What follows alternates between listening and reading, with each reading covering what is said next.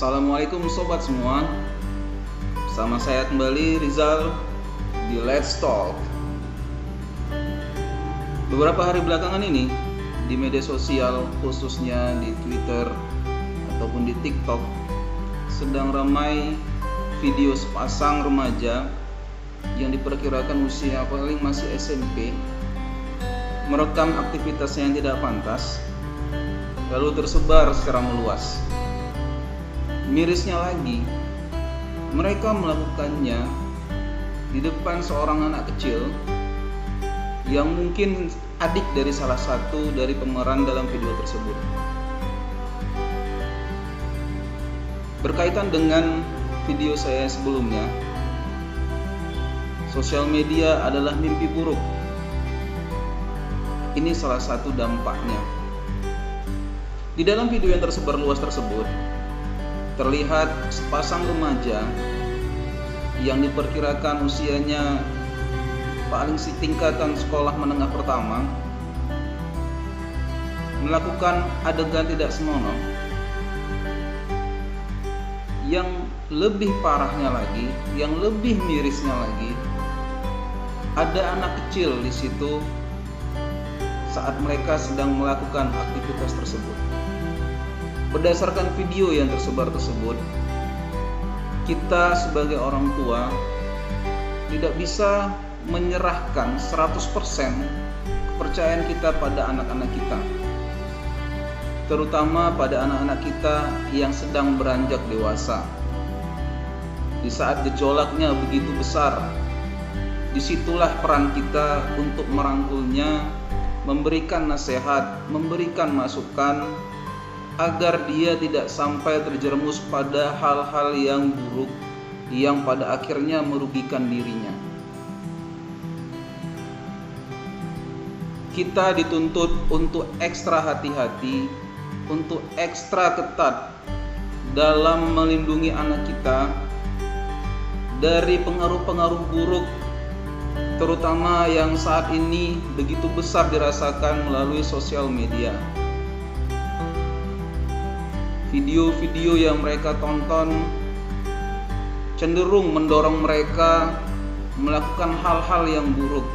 Tidak hanya pada kasus ini, ada banyak video-video yang dilakukan oleh anak-anak muda yang sudah banyak tersebar. Ini semua terjadi akibat kurangnya pengawasan dari orang tua terhadap anak.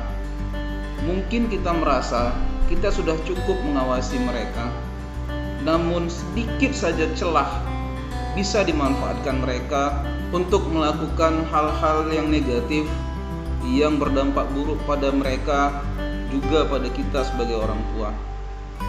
Perlunya melakukan pendekatan-pendekatan kepada anak, perlunya memberikan contoh-contoh, perlunya memberikan edukasi-edukasi yang sifatnya membentengi anak-anak kita dari hal-hal yang buruk. Kita tidak boleh membiarkan atau melepaskan begitu saja anak kita di luar dari pantauan kita. Akan ada saja gangguan, akan ada saja godaan yang membuat mereka, yang mendorong mereka untuk melakukan hal-hal yang di luar batas.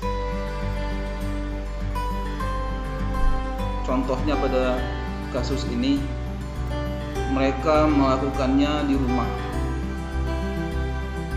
Mungkin saja orang tuanya sedang keluar dan dia meninggalkan adiknya untuk dijaga oleh salah satu pemeran tersebut.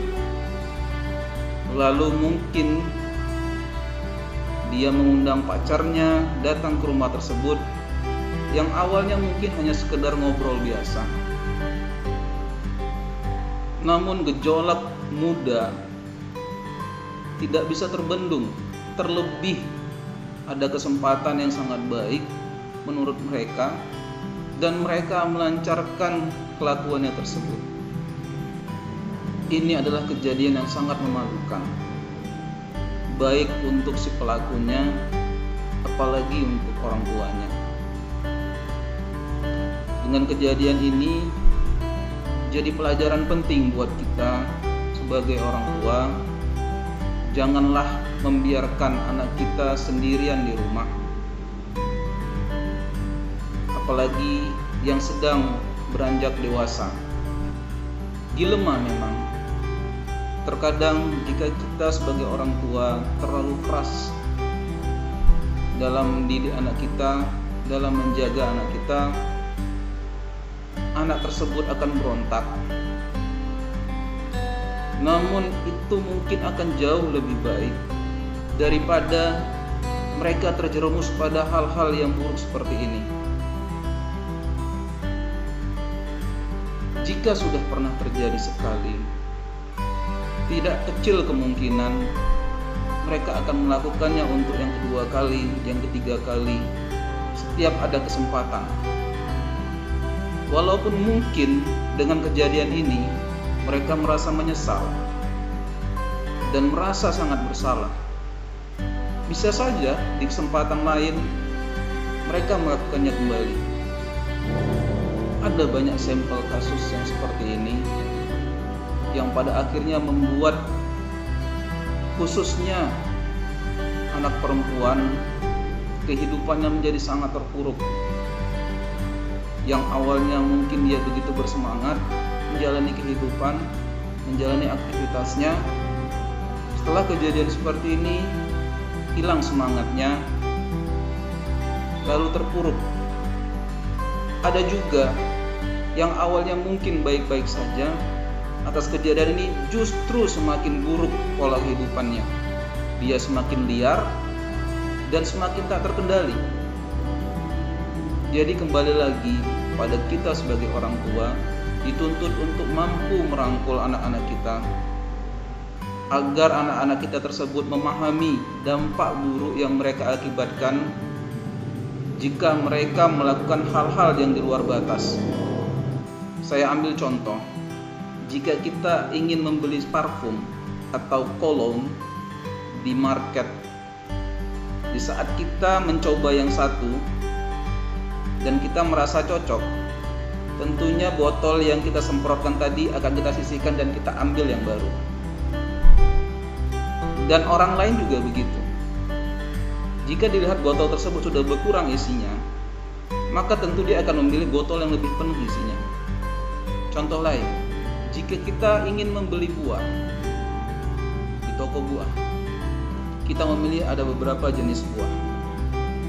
Tentunya kita akan memilih buah yang jika dilihat dan dirasa atau dipegang terlihat segar. Kita tidak akan memilih buah yang walaupun terlihat segar, tapi jika dirasa, dipegang, sudah benyek. Artinya apa? Sampaikan kepada anak kita, terutama anak perempuan kita, bahwa segala sesuatu yang sudah rusak kecil kemungkinannya untuk dipilih. Saya menekankan di sini pada anak perempuan, karena anak perempuanlah yang merasakan dampak yang cukup besar dibandingkan anak laki-laki. Segala sesuatunya, segala keburukan bisa diproteksi dari awal sebelum mengakibatkan hal yang buruk di kemudian hari. Atas sampel tadi, saya ingin sampaikan dan mohon kita para orang tua untuk menyampaikan kepada anak-anak kita, terutama anak-anak perempuan kita, bahwa seseorang akan memilih yang terbaik dan akan menyisihkan yang buruk. Tetaplah menjaga kesucian diri, jangan sampai direnggut pada orang yang belum tentu menjadi suaminya. Dan kita sebagai orang tua sangat perlu menanamkan pendidikan agama, keimanan, edukasi-edukasi yang berhubungan dengan kejadian ini, pendekatan-pendekatan yang lebih baik kepada anak-anak kita, terutama anak perempuan kita, agar dia tidak sampai terpengaruh pada rayuan atau godaan dari mungkin pacarnya atau teman laki-lakinya. Jika ada aktivitas belajar bersama, lakukanlah di rumah yang orang tuanya memungkinkan untuk full atau mengawasi penuh aktivitas belajar di rumah tersebut. Antar dan jemput anak-anak kita pada saat mereka melakukan aktivitas di luar sekolah.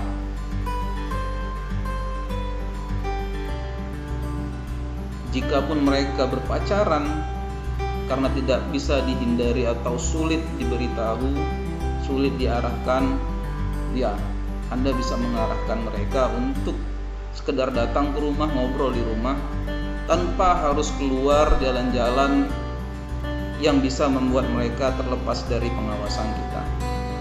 Dunia saat ini seperti kita memegang bara yang sangat panas. Sepanas apapun kita harus memegangnya. Jadi perkuat iman, terutama buat anak-anak kita, kokohkan pendidikan agamanya, berikan edukasi-edukasi terbaik untuk mereka agar terhindar dari perbuatan-perbuatan yang merugikan. Demikianlah video kali ini yang cukup singkat saya buat. Semoga bermanfaat. Jadikan kejadian ini sebagai contoh buat anak Anda, terutama anak perempuan. Awasi mereka dalam aktivitasnya menggunakan gadget dan sosial media mereka. Terapkan jadwal untuk memeriksa aktivitas mereka di gadget. Jika terlihat hal-hal yang kurang baik, maka Anda bisa mengantisipasinya sejak awal. Oke, terima kasih sudah menonton video ini. Share video ini jika dianggap bermanfaat. Tinggalkan komentar-komentar di bawah untuk memberikan masukan pada saya untuk konten-konten saya selanjutnya. Demikian, wassalamualaikum. See you in next video.